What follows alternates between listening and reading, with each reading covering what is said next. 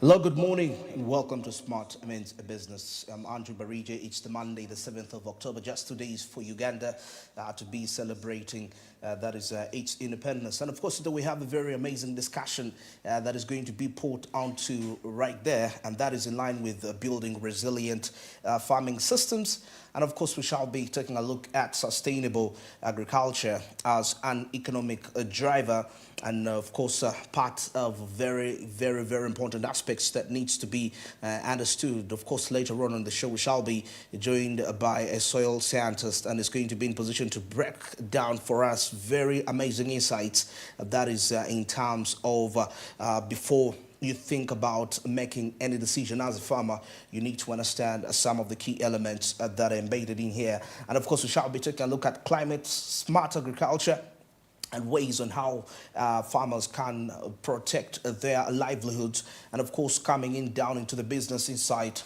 we'll be joined with my guest. That is, we shall be taking a look at reducing the economic risks for agriculture production. These are very key and important aspects that need to be looked into through. But of course, still on what we should expect into the Caribbean, East Africa, and the international updates.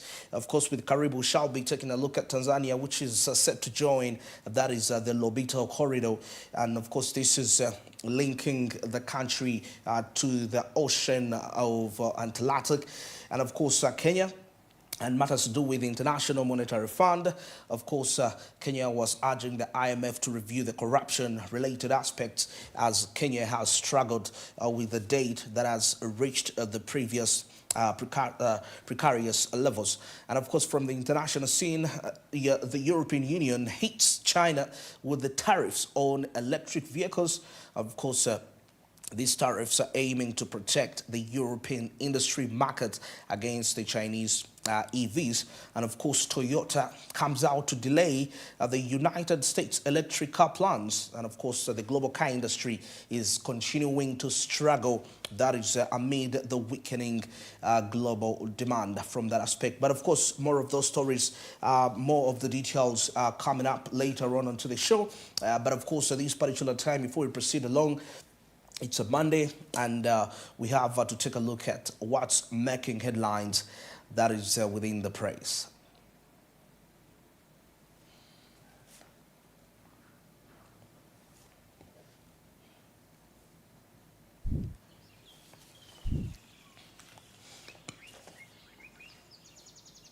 Well, kick-starting off for this morning, I have the East African, the Daily Monitor, and the New Vision.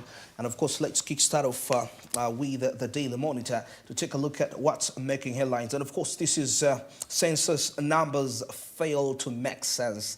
Yeah, this is according to what is making headlines. Now, the Uganda Bureau of Statistics pulled down the 2024 census report from its website following the public outcry over the contradicting population figures that were released on Thursday that wrongly showed the population of Acholias dropping from 2.1 million to 1.9 million. Of course, while it displayed the Bagiso population as falling from 2 million to about 2.3 million to about 2 million. So grab yourself a copy to find out further details of what that is all about. And of course, impact journalism here as we take a look from a brick maker to be an aspiring nurse, something quite very key and important here to review. And of course, still in other stories, we see the biggest thieves in Kampala and Wakiso, says IGG in the report. Of course, more than 300 complaints were received by the Inspectorate of Government, that is between 2023 and June 2024, originating from Kampala district. And of course, the Independence Day countdown is definitely here as events that have shaped Uganda since 1962. It's all into the Daily Monitor as you grab yourself a copy in that line. And now still continuing here, we see the hospital overwhelmed by maternal care demands. Yeah, of course, the hospital relies heavily on government supplies, but the increasing number of patients definitely means that additional support is definitely crucial from that line. This is something. So grab your copy of the Daily Monitor. You'll find out further details regarding the hospital that is overwhelmed by the maternal care demands. Now, CSOs call for increased awareness for reproductive health. Grab yourself a copy of the Daily Monitor to find out what really this is all about. And of course, as we proceed along here, in the national news, we take a look at the regions with most unemployed youth. It's clearly here. Now, in general, unemployment among the youth, among both youth and what we call adults, according to in Bukedi and West Nile sub-regions, had the highest unemployed rate of about 19%, according to the report. 19%, while it was at 8% in the Chigezi and Ankola sub-regions, indicating disparities in access to job opportunities. So this is something in here. And of course, just adjacent to it is a report by WOBOS, which decided to pull down the census report from that regard. And of course, Kampala, Wakiso have the most corrupt, says the IGG. The major complaints included that is abuse of office, embezzlement, bribery. The results are misappropriation of funds, false accounting, extortion, causing financial loss, and nepotism. Grab yourself a copy in the national news. You'll find out further details in that line. Now, in other updates here, we take a look at the criminal cases which now take priority. Criminal cases now take priority. This is according to the Court of Appeal. Now, this land ruling arose from an appeal in the case of Uganda versus Kamoga, that is Muhammad, where the High Court had held criminal proceedings against the Kamoga in favor of what we call civil litigation. So grab yourself a copy to find out further details. All right, now away from that, still we'll take a look at Uganda, which is yet to get, which gets 200. That is 25 rather. Uganda gets 25 billion Ugandan shillings to manage West. And now the Korean government has definitely injected the funds to ensure Ugandans turns West into energy and manure, among others. Of course, these have been a part of the discussions that have actually been trending all over social media. That is in line with West management in Uganda. And of course, we've had very interesting conversations still in that line, taking a look at this from the household level way back to the top level from that. Now here, as still we proceed, artisanal gold miners directed to use mercury-free technologies. Yes, artisanal. We're talking about miners that are mining on small scale. Of course, in most cases, it's not really large scale artisanal gold miners, but they have been directed to use mercury-free technologies in that regard. And of course, we take a look at Rwanda becoming the biggest importer of Uganda's sugar, according to the report. Now, over the years, Kenya has been the biggest, that is, importer of Uganda's sugar, but blockades and unilateral bans have disrupted, the trade between the two countries. So you'll grab yourself to find out further details. Now, still in other stories, the government wants mindset change among the PDM beneficiaries. Yes, that is another interesting report to look into. And of course, I'm putting aside the Daily Monitor. And now we cross straight to the New Vision as we take a look at what's making headlines. And of course, 580,000 ghost learners found in government schools. 580,000 ghost learners. This is the top page. And of course, this is the list of the full districts with fake students that is inside. Of course, from the Katanga trial, a sister tells court what she saw on a day of a brother's death. Grab yourself a copy, you get to find out further. And of course, in the development perspective, we have the Kingfisher project. The central processing facility reaches at least 43.24% completion. That is very wonderful. And of course, regarding the Karuma, fees for non-tourist travelers have been stopped. Yes, so let's get into the details here as we proceed. And of course, President Museveni, First Lady, welcome Wildlife Sanctuary University projects in Amuru. Grab yourself a copy. And of course, we take a look at the locals which are said to benefit from electricity generated from the project. This is the Kingfisher project, the central processing facility, which has so far reached 43.24% completion.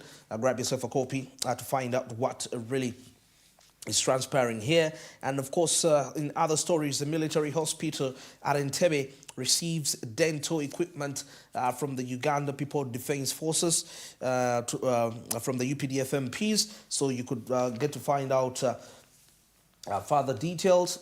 And of course, Museveni waives fees on vehicles transiting through the Maction Falls Pack. So grab yourself a copy to find out the details that are entailed into this. And of course, there is a whole page here regarding the Katanga trial where the deceased brother, the deceased sister, tells court what he saw on that fateful day. So grab yourself a copy. And illegal school heads grilled over charging illegal fees. Now, of course, we know that the legal charges range from that is the figures I'm seeing here, range between 2,235 to 72,000. Yeah, so grab yourself the New Vision to get further. Now, of course, Mali Hospital staff here on the spot over misuse of funds. That is quite absurd, that line. Now, proceeding along here, I will take a look at the government okays the project to make clothes out of banana fiber. Now the UK government is set to support the project when it comes to the implementation. Now here we're talking about the funding perspective and of course the implementation abilities that need to be inclusive in that line. Now Wakiso leaders ask government to revive glory of the public schools. Yeah, so what kind of glory is that needs to be of course revived? Grab yourself a copy, you'll be able to find out. Now, government distributes subsidized smartphones to small business proprietors. Now, the initiative definitely plans to distribute at least 2,720 gadgets this year. Well, that is it from the New Vision. Now, switching straight to the East African. Of course, every Monday we review the East African. Now, we'll take a look at the Somalia mission. Somalia mission sponsors differ on Egypt's entry, as of course the Egyptian troops joining AUSUM at the expense of Ethiopia escalates home tensions and is a lap in the face of Addis forces who for long stood by Somalia. All right, now Mombasa's loss, of course, taking a look at Dar es Salaam's headache, as the Kenyan port has lost 17% cargo to Tanzania. But now Dar es Salaam has to deal with the pileup and delays in the Chagrin clients. This is according to what I'm seeing. The Kenya port has lost 17% of its cargo to Tanzania, to Dar es Salaam. So this is something here that has been termed as Mombasa's loss and Dar es Salaam's headache. Now, East Africans in Mid-East seek help. Now, this is in line with hostilities in the region, which have filled the veil on cartels of human traffickers holding Africans hostage for forced labor. That is in Asia. That is quite absurd too. Now, of course, Tanzania suspends Mwananchi online over prohibited content. Actually, this made rounds last week across the main platform, where we see the regulatory agency came out and suspended the online media services for at least 30 for a 30 days period following the content that was actually being uploaded online. All right, further details still here. We'll take a look at donors as troop contributors in JITLA's over Egypt's new role in post-ATMIS mission. Yes, so grab yourself a copy.